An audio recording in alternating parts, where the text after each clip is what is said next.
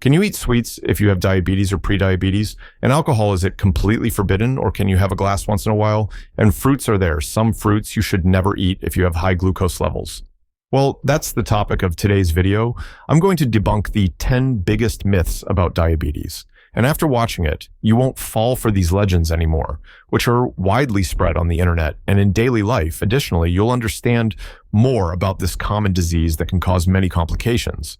And at the end, as a bonus, I'll give you tips to better control your blood sugar. So stay until the end. But first, give the video a like. Subscribe to the channel if you haven't already so you don't miss our health tips, and share this video with as many people as possible via WhatsApp, Facebook, and Telegram. Let's spread quality information to the larger number of people. So share it. And tell me, do you have diabetes or prediabetes? Are you afraid of eating fruits because of your blood sugar? Where in the world are you from? Write it down below. Let's go.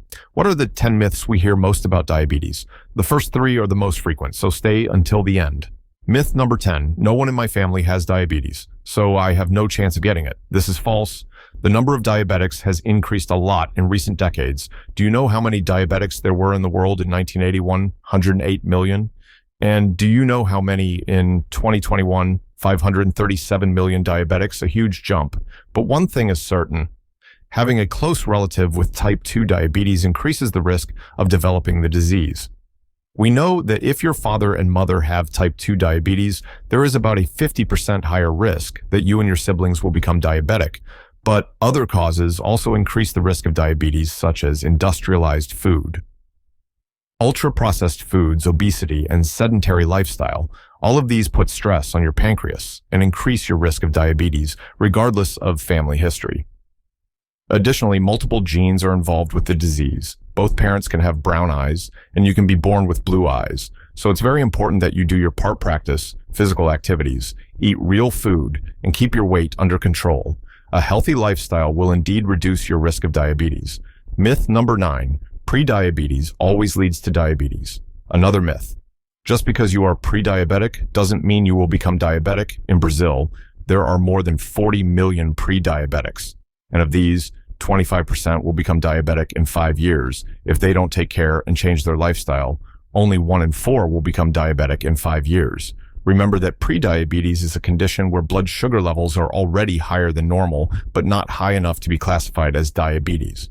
If you are pre-diabetic, lifestyle changes can turn the tide, and you may never develop diabetes. And even completely get out of this pre-diabetes myth number 8, my body heals well, so I must not have diabetes in the vast majority of cases, is a silent disease. Many people don't know they are diabetic in type 2 diabetes, which accounts for about 95% of cases. Symptoms gradually appear, making diagnosis difficult. You need to get blood tests, fasting, blood sugar, glycated hemoglobin, or glucose curve. It's not a guessing game just because you don't have symptoms such as thirst, excessive hunger. Excessive urination does not mean you don't have diabetes, and poor healing is a late symptom that will only occur if diabetes has already damaged blood vessels or nerves, or if glucose is very high. Therefore, even if your healing is good, you can still be diabetic. Myth number 7. I like salty foods much more and hate sweets, so I won't get diabetes. This is also false. It's not sweets that directly cause diabetes. However, a high sugar diet is generally a high calorie diet, and many calories can lead to weight gain, which can lead to obesity, which in turn is a risk factor for type 2 diabetes. But if you eat many salty dishes, lots of rice, pizza, pasta, in excess, you will also be consuming extra calories, which can similarly cause diabetes. So it's not just about reducing sugar and increasing salt to reduce your risk. You need to consume only the calories your body needs, regardless of whether it's sweet or salty. And to clarify type 1, diabetes is not caused by diet or lifestyle choices. It's an autoimmune disease related to your immune system that destroys the cells that produce insulin in the pancreas. Myth number 6, it's better to avoid using medications to treat diabetes for as long as possible.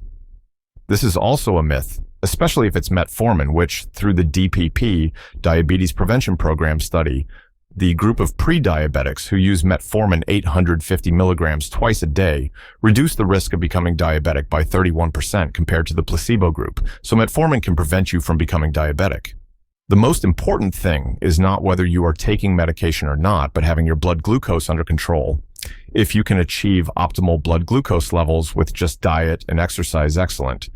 But if your blood sugar is not under control, even if you are doing your part and refuse to take medication and you think you might need insulin sooner, don't worry, because that's not true. Some medications have clearly shown to reduce the risks of diabetes, complications such as cardiovascular problems, kidney problems, and eye problems, diabetic retinopathy. I know some patients are afraid to take medication because they think the disease is more serious, but you should know that by leaving your blood sugar high, you are damaging your body. Protect your most important asset. Your health myth number 5, diabetes only affects obese people. This is the most frequent comment here. How can I have diabetes if I'm not obese? Overweight and obesity are yes, risk factors for type 2 diabetes and also for gestational diabetes. But even if you have the ideal weight, your genetics, what you eat, your age, all of this can make diabetes occur in people of any weight. Researching the topic, I found a 2020 report from the American CDC that says 11% of people with type 2 diabetes are not overweight or obese. And remember that type 1 diabetes has no association with body weight. It's autoimmune. And a novelty, the FDA has just approved the first drug that can delay the progression of type 1 diabetes called Sealed. Now, in November 2022, currently, the price is inaccessible for the vast majority of people, but it's a reason to celebrate since it's the first treatment in 100 years since the discovery of insulin that alters the course of the disease. Hopefully, in time, it will become accessible to everyone. Myth number 4, once diabetic, always diabetic. This is a myth. There are cases of diabetes reversal. That person who was very obese had bariatric surgery and managed, even without medication, to have a glycated hemoglobin below 6.5 for 3 months. This person managed to reverse diabetes, and remission is more likely if you can lose weight as quickly as possible, right after you discover the diagnosis. That's why it's essential to seek professional help as soon as possible. However, once diabetic, you cannot slack off. Even if you manage to reverse diabetes, if you return to your old habits, gain weight again, forget to exercise, diabetes can return. But something important to emphasize, not everyone who loses weight will be able to reverse the diabetes. And if you're already doing everything right, exercise, proper weight, no belly sleeping, well, maybe today you can't reverse it, but as medicine is evolving rapidly, maybe in 5 years, there will be something better. Top 3. Myth number 3, diabetics can't drink any alcohol. It's a myth. Diabetics can drink alcohol, a beer, a wine, a whiskey, but people with diabetes need to be more careful with alcohol than those without the disease. The key word here is moderation. But something diabetics must be aware of is never to drink on an empty stomach. Why, while the liver is dealing with alcohol, it can convert glycogen into glucose, which can cause hypoglycemia. That's why, in the emergency room, those who have abused alcohol receive glucose intravenously, certain medications for diabetes. Insulin can increase the likelihood of hypoglycemia. If you drink alcohol additionally, regular and prolonged use of alcohol increases insulin resistance and obesity mainly. Abdominal, because alcohol has about 7 calories per gram. Caloric more than carbohydrates, 4 calories per gram, and a bit less than fat, 9 calories per gram. If you're trying to lose weight, remember that alcoholic beverages can add many calories to your diet, so in moderation, you can vary frequent or excessive consumption. Better avoid myth number 2, diabetics can't eat fruits. This is absurd. I made a video about the best and worst fruits for diabetics, and to summarize, if you eat a little even fruits with a higher glycemic index or glycemic load, you can eat them. Fruits are richer in natural sugars than vegetables, but they still have less sugar than cakes, cookies, and sweets, and they contain other nutrients, minerals, antioxidants, and fibers, which protect against numerous chronic diseases. There are no fruits prohibited for people with diabetes. Fruit is a healthy choice and is part of a balanced diet. But of course, there are some fruits that diabetics can eat more than others.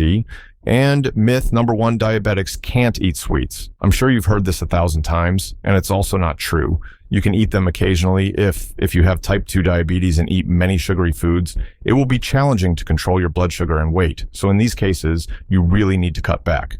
This doesn't mean you should exclude all sweets from your diet, but save them for special occasions instead of eating them every day. So sweets can be consumed by diabetics in small portions and rarely on special occasions, as long as they are part of a balanced, proper diet, along with physical activities. And if you think those diabetic chocolate, diabetic cake, diabetic cookies foods are the ones you can eat freely, be careful. They may not have sugar, but that doesn't mean they are a good choice because they are rich in fats, calories, and sweeteners, and they are also more expensive. It's better not to spend money on them and consume small amounts of regular products. Occasionally, I repeat occasionally, the diet for people with diabetes is the same as for everyone, a healthy and balanced diet. So you can eat sweets, but it's not a free pass to overindulge. And now the bonus, what are the 7 important tips to better control your blood sugar? Tip number 7. Sleep. Well, a bad night's sleep will increase your cortisol, which increases your insulin resistance and will make you crave sweets more, leading you to eat, crave more sugar and junk food for more energy. Bad sleep is a bomb for diabetes. Sleep between 7 and 9 hours every night. Tip number 6, stay hydrated. Drinking plenty of water can help you keep your blood sugar levels better controlled. Additionally, diabetics may have a higher risk of dehydration than people without the disease, so drink more water or lemon water. Tip number 5, eat more fiber. Slows the absorption of carbohydrates, preventing blood sugar spikes. Also, they will keep you more satiated. Tip number 4, eat more foods that contain magnesium and chromium, which foods are rich in magnesium. Dark green leafy vegetables like spinach and kale, pumpkin seeds, sunflower seeds, sweet potatoes, almonds, cashews, whole grains, lentils and beans, avocado and bananas, especially the baby bananas and chromium. Again, whole grains, fruits like apples and bananas, broccoli, lettuce, potatoes, and beans nuts. Not to overdo it either. It's to introduce them into your diet if you don't eat them to better regulate your blood sugar. Tip number 3, reduce stress in your life. High levels of stress. Hormones, cortisol, adrenaline prevent your pancreas from functioning properly. Does stress cause diabetes? No, stress alone doesn't cause diabetes, but it greatly worsens your blood sugar. If you have diabetes and glucagon secreted with stress also increases glucose, therefore, you need to try to relax. Surround yourself with people who make you feel good, live in the present, and try meditation. Tip number 2. Exercise at least 150 minutes per week. Physical activity can help you lose weight, reduce stress, and increase insulin sensitivity. It can be both aerobic exercise like walking, cycling, swimming, and strength training. Ideally, you should combine both in your routine, and my number 1 tip, lose weight. Obesity is the main modifiable risk factor in the development of type 2 diabetes. Fat, especially belly fat, visceral fat, increases insulin resistance and inflammation. And over time, the pancreas can no longer produce enough insulin and can fail. That's why losing weight is so important for a diabetic. Reduce your plate size, eat smaller portions at night, eat slowly, avoid buying foods and drinks that you know are bad for you. All this will lead to a healthier life and better controlled glucose. Did you like the video? Remember to subscribe, and thanks for watching.